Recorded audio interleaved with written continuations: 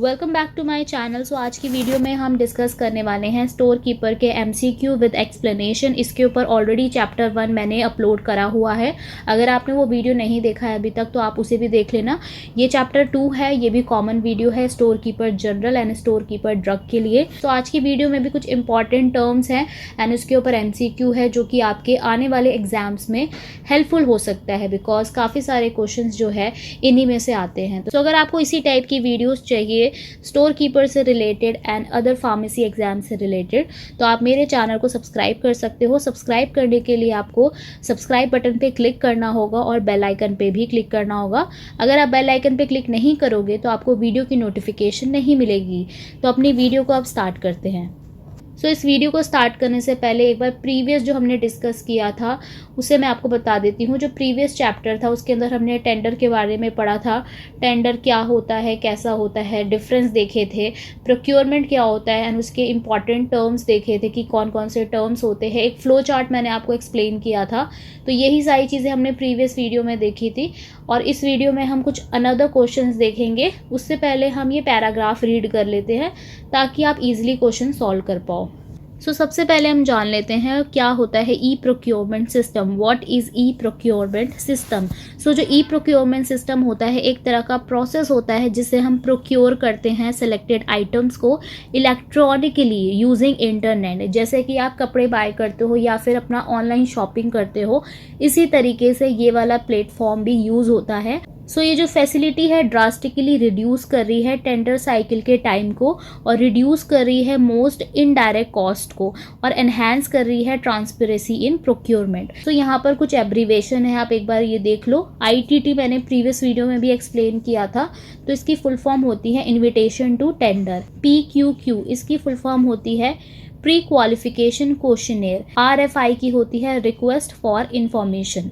RFP की होती है रिक्वेस्ट फॉर प्रपोजल। RFQ की होती है request for quotation and CPP and the most important central public procurement portal. So ऐसी और भी एब्रीवेशन है जो कि आपको धीरे धीरे लेक्चर्स जो मैं करवाऊंगी उसके अंदर आपको देखने को मिल जाएंगे। तो आई होप आपको ई प्रोक्योरमेंट सिस्टम समझ आ गया होगा। अब देख लेते हैं नेक्स्ट। सो ये वाला चार्ट मैंने आपको प्रीवियस वीडियो में भी एक्सप्लेन किया था, इसके ऊपर हम अभी आएंगे। पहले हम बिडिंग प्रोसेस डिस्कस कर लेते हैं। बिडिंग प्रोसेस होता है, इसको हम टेंडर प्रोसेस भी बोलते हैं। ये एक तरह का मेथड होता है जिसमें हम सेलेक्ट करते हैं सूटेबल सर्विस प्रोवाइडर और सप्लायर्स को, जो कि मैंने आपको प्रीवियस वीडियो में एक्सप्लेन कर दिया था। आप टर्म्स मत जाना, टर्म्स थोड़े से डिफरेंट आपको मिलेंगे लेकिन मीनिंग समवेयर सिमिलर ही होता है। सो ये एक तरह का मेथड होता है जिसमें हम सेलेक्ट करते हैं सप्लायर्स को by comparing proposals against specific criteria. इसमें हम कंपेयर करते हैं, डिफरेंट सप्लायर्स जो है पार्टिसिपेट करते हैं, जो कि मैंने आपको बताया था। तो हम उनमें से सेलेक्टेड स्पेसिफिक क्राइटेरिया जो ही हमारा होता है उसको फॉलो करते हैं और अपने सप्लायर को सिलेक्ट करते हैं। सेकेंड पॉइंट है अ 2 बिड सिस्टम टेंडर। सो 2 बिड सिस्टम टेंडर क्या होता है? ये एक टाइप ऑफ टेंडरिंग प्रोसेस होता है जहां पर बिडर्स जो है सबमिट करते हैं 2 सेपरेट बिड्स। इसके अंदर 2 सेपरेट बिड्स को सबमिट किया जाता है। सो इसके ऊपर क्वेश्चन आता है या बच्चे से देख लेना। सो 2 जो सेपरेट बिड्स होती हैं वो कौन सी होती है? एक होती है टेक्निकल बिड, एक होती है फाइनेंशियल बिड। सो जो टेक्निकल बिड होती है उसको हम इवेल्युएट करते हैं सबसे पहले उस बिडर की जिसने हमारे जो क्राइटेरिया है उसको मीट किया है। जिसने भी टेक्निकल क्राइटेरिया को मीट किया है हम उसी की टेक्निकल बिड को इवेल्युएट करेंगे एंड देन हम कंसीडर करेंगे फाइनेंशियल बिड को। तो 2 बिड सिस्टम आपको समझ आ गया होगा एंड बिडिंग प्रोसेस। तो ये जो आप चार्ट देख रहे हो ये मैंने आपको प्रीवियस वीडियो में एक्सप्लेन किया था, मैं एक बार आपको फिर से एक्सप्लेन कर देती हूँ। तो सबसे पहले क्या होता है, जो स्टोर कीपर होता है वो फॉर्म करता है एक प्रोक्योरमेंट टीम को। देन वो डेवलप करता है इवैल्यूएशन क्राइटेरिया को कि जो भी आइटम है उसका इवैल्यूएशन क्राइटेरिया क्या होना चाहिए। सो PQQ में क्या होता है, ये प्री क्वालिफिकेशन चार्ट होता है। इसके अंदर क्या होता है, सारी स्पेसिफिकेशंस लिखी रहती है उस पर्टिकुलर आइटम की, तो इशू कर देते हैं टेंडर को। देन ब्रीफिंग मीटिंग होती है टेंडर की। उसके बाद इनिशियल इवैल्यूएशन किया जाता है जिसे भी हमने सेलेक्ट किया है, शॉर्टलिस्ट किया है उसको। देन उस आइटम का प्रेजेंटेशन होता है जो कि एक पर्टिकुलर सप्लायर लेकर आता है अपने आइटम को, उसका जो है प्रेजेंटेशन होता है, देन हम सेलेक्ट करते हैं जो शॉर्ट लिस्टेड सप्लायर्स होते हैं। जैसे हमने 3 सप्लायर्स को एक शॉर्ट लिस्ट किया, तो ये तीनों अपने आइटम्स लेके आएंगे, इनकी प्रेजेंटेशन होगी, देन हम इनमें से किसी एक को सेलेक्ट कर लेंगे, फिर उससे हम नेगोशिएशन करेंगे। सो अगर हमारी डील जो है डन हो जाती है, तब हम अपना जो कॉन्ट्रैक्ट है उसको अवॉर्ड कर देंगे। सो यही एक प्रोसेस था जो मैंने आपको प्रीवियसली एक्सप्लेन किया था। यही सारी चीज़ें आपको पढ़नी है, तो मैंने आपको बिडिंग प्रोसेस भी एक्सप्लेन कर दिया है एंड 2 बिड सिस्टम भी एक्सप्लेन कर दिया है। सो OTE क्या होता है? OTE होता है ओपन टेंडर इंक्वायरी। ये एक तरह का मोड ऑफ टेंडरिंग होता है जहाँ पर टेंडर नोटिस को पब्लिश किया जाता है on website of the procuring organisation. जिसे प्रोक्योर करना है उसकी ऑर्गेनाइजेशन एक वेबसाइट होती है, जो कि मैं आपको आने वाली वीडियो में बताऊंगी उस वेबसाइट के बारे में। एंड ये जो टेंडर नोटिस होता है, ये वेबसाइट पे जब अपलोड करते हैं, ये बाकी सप्लायर्स के पास भी पहुंच जाता है। सो OTE मैंने आपको बता दिया, ये एक ई प्रोक्योरमेंट प्रोसीजर होता है। एंड OTE प्रोसीजर को हम ट्रेडिशनल टेंडरिंग सिस्टम भी बोलते हैं, एंड ये अडॉप्ट किया जाता है इन द फॉलोइंग सिचुएशन को। सो जो ओपन टेंडर होता है, इसको हम किस सिचुएशन में अडेप्ट करते हैं? प्रोक्योरमेंट करना है किसी भी आइटम का, वो एक्सीड हो रहा है 25 लाख से, देन हम ओपन टेंडर इंक्वायरी करते हैं। सो अब कुछ यहाँ पर इंपॉर्टेंट टर्म्स हैं, इनको देख लेते हैं बिकॉज इनमें से भी क्वेश्चन आता है। तो सबसे पहला है single bid system. Single bid system में यही होता है, जितने भी हमारे वेंडर्स होते हैं वो सबमिट करते हैं फाइनेंशियल बिड को, एंड इसको कंसीडर किया जाता है जब फाइनेंशियल बिड ओपनिंग होती है, तो इसी को कहते हैं single bid system. Double bid system में क्या होता है, जो वेंडर्स होते हैं वो सबमिट करते हैं फाइनेंशियल बिड को, तो सबसे पहले क्या इवैल्यूएट किया जाता है? Technical suitability by a technical member. So एक टेक्निकल कमिटी होती है जिसके अंदर टेक्निकल मेंबर्स होते हैं, चाहे वो एक भी हो सकता है, चाहे वो बहुत सारे भी हो सकते हैं। ये डिपार्टमेंट के ऊपर होता है कि वो एक कमिटी में कितने टेक्निकल मेंबर को इंक्लूड कर रहा है। सो ये मेंबर जो होते हैं ये इवैल्यूएट करते हैं टेक्निकल सूटेबिलिटी को। सो जो भी वेंडर टेक्निकल सूटेबिलिटी को पास कर जाते हैं, टेक्निकल इवैल्यूएशन को पास कर जाते हैं, उन्हीं को ही कंसीडर किया जाता है फाइनेंशियल बिड ओपनिंग के लिए। सो ओपन टेंडरिंग में जितने भी वेंडर्स होते हैं, जो भी इंटरेस्टेड वेंडर्स होते हैं, वो बिड अपनी सबमिट कर सकते हैं। ये अलाउ करता है एनीवन जो कि इंटरेस्ट कर रहा है टेंडर सिस्टम में और सप्लाई करना चाहता है अपने गुड्स एंड सर्विसेज को, तो वो वेंडर इस ओपन टेंडरिंग सिस्टम में पार्टिसिपेट कर सकता है।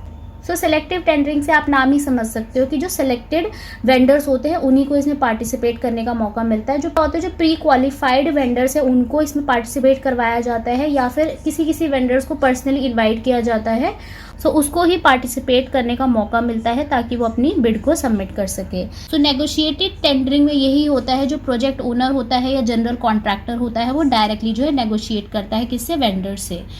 सो लिमिटेड टेंडर में क्या होता है, इसमें लिमिटेड वेंडर्स को ही पार्टिसिपेट कराया जाता है। डायरेक्टली हम पोस्ट के थ्रू उनको इनविटेशन लेटर भेज सकते हैं, तो यही लिमिटेड टेंडर में आता है। सो ग्लोबल टेंडर में क्या होता है, वर्ल्ड में किसी भी पार्ट से कोई भी वेंडर इसमें पार्टिसिपेट कर सकता है जिसको भी सप्लाई करना है अपने गुड्स को।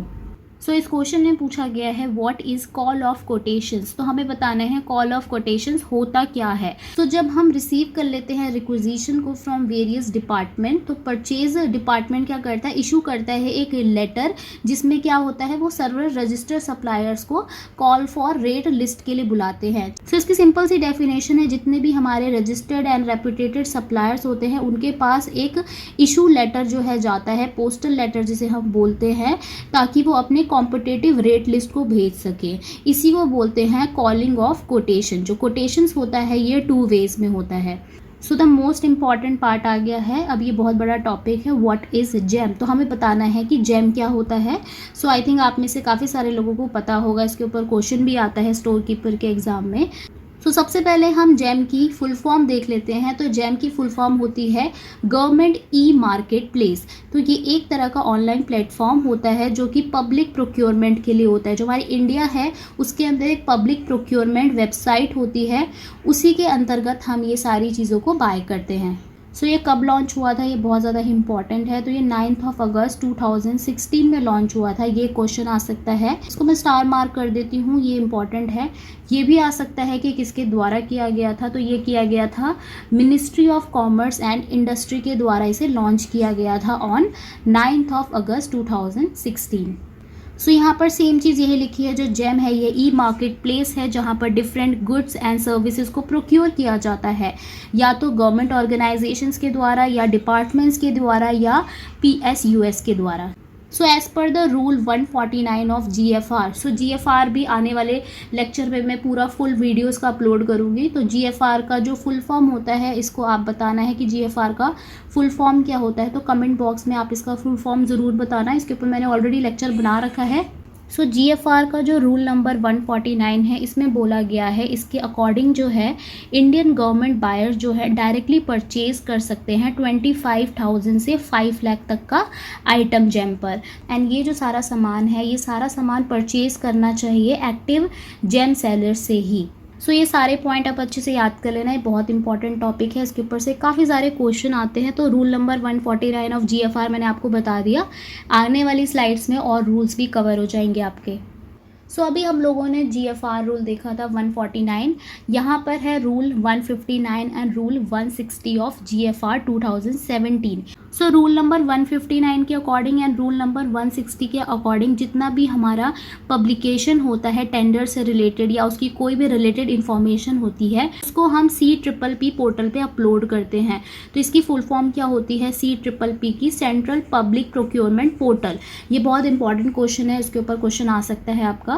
सो रूल 160 जो है ई प्रोक्योरमेंट के लिए होता है। तो ये क्वेश्चन आ सकता है कि जो रूल 160 है वो किसके लिए है?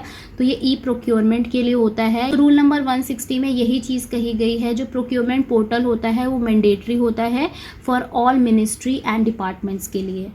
सो ये आपने देख लिया है। अब मैं आपको इसका वेबसाइट एक बार दिखा देती हूँ कि जेम का जो वेबसाइट है वो कैसा होता है। सो ये जो आप स्क्रीन पे देख रहे हो, ये जेम का ई मार्केट प्लेस है। जैसे आप मिंत्रा यूज़ करते हो, फ्लिपकार्ट यूज़ करते हो, इसी तरीके से ये मार्केट प्लेस है। ये ऐसा कुछ दिखता है, मैंने आपको आइडिया देने के लिए एक बार दिखाया था। इसी पे जाके सारी चीज़ें जो है बाय की जाती है। एंड जो रेस्ट ऑफ द इन्फॉर्मेशन है वो आपको यहीं पे देखने को मिलती है। सारे आप ऑप्शन देख सकते हो, इसकी नीड नहीं है आपको याद करने की। ये मैंने जस्ट आपको एक ओवरव्यू देने के लिए बताया है कि ऐसा आपका जेम पोर्टल होता है।